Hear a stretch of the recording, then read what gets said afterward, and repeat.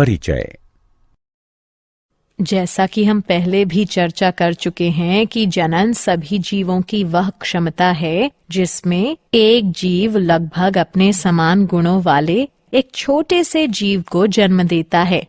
हाँ, तथा जनन की प्रक्रिया के लिए हमें लैंगिक संपर्क बनाना पड़ता है, किंतु अगर हम बिना किसी सुरक्षा लिए ये करते हैं तो संक्रमित साथी से हमें अनेकों रोग हो जाते हैं। जनसंख्या में तीव्र तेज वृद्धि के कारण हम जनसंख्या विस्फोट का निरीक्षण करते हैं। हाँ, ये सब मृत्यु दर में कमी और जीवन काल में वृद्धि का परिणाम है। तो आओ इस पाठ में हम जनन के बारे में विस्तार से चर्चा करें। उद्देश्य।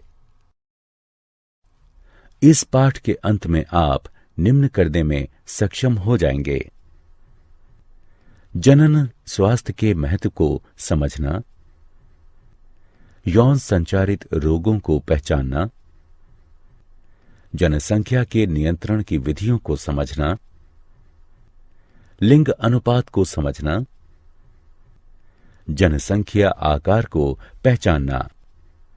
जनन स्वास्थ्य। जनन स्वास्थ्य सामान्य स्वास्थ्य के वे सभी पहलू हैं जो कि एक मनुष्य के सामान्य, सुरक्षित तथा संतुष्ट जनन जीवन को बढ़ावा देने में सहायक हैं। यौन संचारित रोग।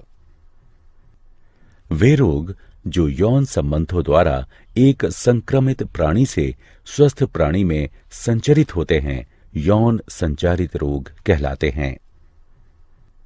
ये विभिन्न सूक्ष्म जीवों द्वारा, जो कि योनि, मूत्रमार्ग, गुदा और मुख के गर्म और नमी वाले वातावरण में रहते हैं, इनके द्वारा उत्पन्न होते हैं। कुछ यौन संचारित रोग निम्न हैं: सुजाक यानी गोनोरिया, सिफिलिस, ट्राइकोमोन्स्ता, एड्स। सुजाक यानी गोनोरिया नाइजेरिया गोनोरिया जीवाणु द्वारा होता है।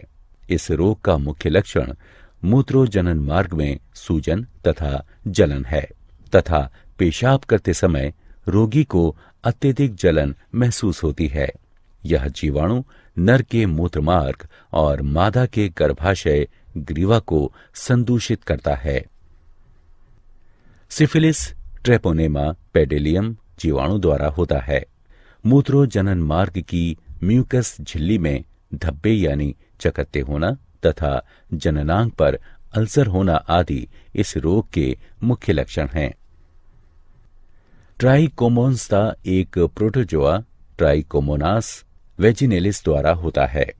मादाओं के मूत्रोजनन मार्ग द्वारा कुछ योनिस्राव इस रोग का मुख्य लक्षण है। एड्स एक विषाणु HIV द्वारा होता है, जो कि शरीर की प्रतिरोधक क्षमता को कम कर देता है तथा जिससे शरीर किसी भी रोग से जल्दी ही ग्रसित हो जाता है। एड्स के संचारण के माध्यम यौन संबंध, संदूषित प्राणी के रक्त का रक्ताधान यानी स्थानांतरण, संदूषित सुई का प्रयोग, सरगर्भता यानी गर्भावस्था के दौरान अपरा द्वारा मात्र से शिशु में आना आदि है। जन्म नियंत्रण की विधियां। सगर्भता गर्भावस्था का नियंत्रण करने के लिए अनेक तकनीकियां विकसित की गई हैं।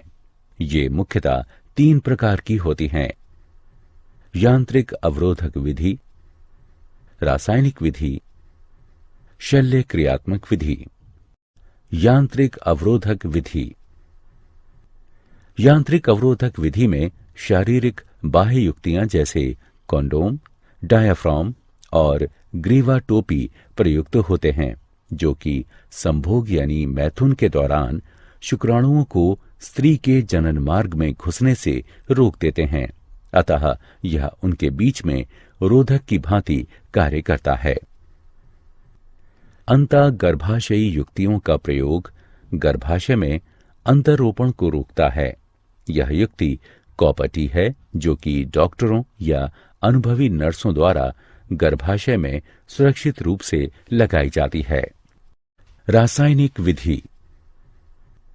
रासायनिक विधि में स्त्रियों द्वारा विशिष्ट औषधियां प्रयोग की जाती हैं, जो कि 2 प्रकार की होती हैं, मुख वाली गोलियां और योनि वाली गोलियां। मुख वाली गोलियों को मुखीय गर्भ निरोधक भी कहते हैं, जो कि शरीर के हार्मोनों के संतुलन को बदल देती हैं, जिससे कि अंड का त्याग नहीं होता और निषेचन नहीं हो सकता है। शल्य क्रियात्मक विधियां। शल्य क्रियात्मक विधियों में नरों में शुक्रवाहक के एक छोटे से हिस्से को काट या बांध दिया जाता है। इसे शुक्रवाहक उच्छेदन यानी वासेक्टोमी कहते हैं। अतः शुक्रवाहक रोधित हो जाता है। इस प्रकार शुक्राणुओं का स्थानांतरण रुक जाता है। मादाओं में अंडवाहिनी नलिका शल्य क्रियाओं के द्वारा काट या बांध दी जाती है। इसे नलिका उच्छेदन यानी ट्यूबेक्टोमी कहते हैं। अतः अंड गर्भाशय तक पहुंचने में सक्षम नहीं होता है तथा इस प्रकार निषेचन नहीं हो पाता है। लिंग अनुपात। एक जन समुदाय में मादा तथा नर की संख्या का अनुपात ही लिंग अनुपात कहलाता है। एक स्वस्थ समाज के लिए मादा नर का अनुपात बनाए रखना अत्यंत आवश्यक है। कन्या भ्रूण हत्या के कारण हमारे समाज के कई हिस्सों में कन्या शिशु लिंग अनुपात का गिरना एक चिंता का विषय है। इसलिए जन्म से पहले भ्रूण के लिंग का पता लगाना एक कानूनन अपराध माना गया है। जनसंख्या का आकार। जनन की सहायता से जीव अपनी जनसंख्या में वृद्धि करते हैं। एक निश्चित जनसंख्या में जन्म तथा मृत्यु की दर जनसंख्या का आकार निर्धारित करती है। जनसंख्या में वृद्धि तब होती है जब जन्म दर मृत्यु दर से अधिक होती है। क्या आप जानते हैं, मानव जनसंख्या वृद्धि की चरघातांकी अवस्था 1750 एडी में शुरू हुई थी। विश्व की मानव जनसंख्या अगले 30 वर्षों में 9.5 अरब तक पहुंच जाएगी।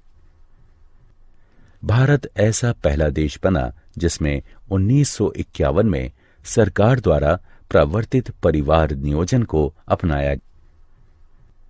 नाको राष्ट्रीय एड्स नियंत्रण संस्था। भारत ने 1987 में राष्ट्रीय एड्स नियंत्रण संस्था प्रारंभ की थी। प्रत्येक वर्ष 1 दिसंबर विश्व एड्स दिवस के रूप में मनाया जाता है। सारांश। आइए हमने जो कुछ सीखा है उसे संक्षेप में दोहराएं।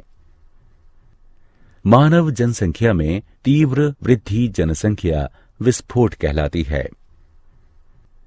इसका मुख्य कारण मृत्यु दर में तीव्र गिरावट और जीवन दर में तीव्र बढ़ोतरी होना है।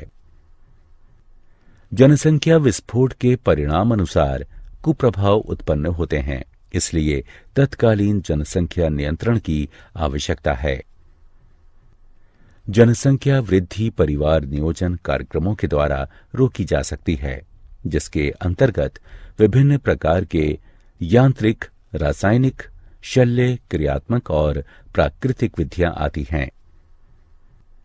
यौन संचारित रोग असुरक्षित यौन क्रियाओं के दौरान संचारित होते हैं। एड्स, क्लैमिडिएटा, सुजाक यानी गोनोरिया, सिफिलिस, हेपेटाइटिस बी, जननिक परिसर्प यानी जेनाइटल हर्पीज और ट्राइकोमोनस्ता आदि कुछ सामान्य यौन संचारित रोग हैं। जीवन साथी के साथ वफादारी निभाकर तथा समलैंगिकता, वैश्यवृत्ति तथा अनेक लोगों के साथ सेक्स करने को रोककर इन्हें प्रबंधित तथा नियंत्रित किया जा सकता है।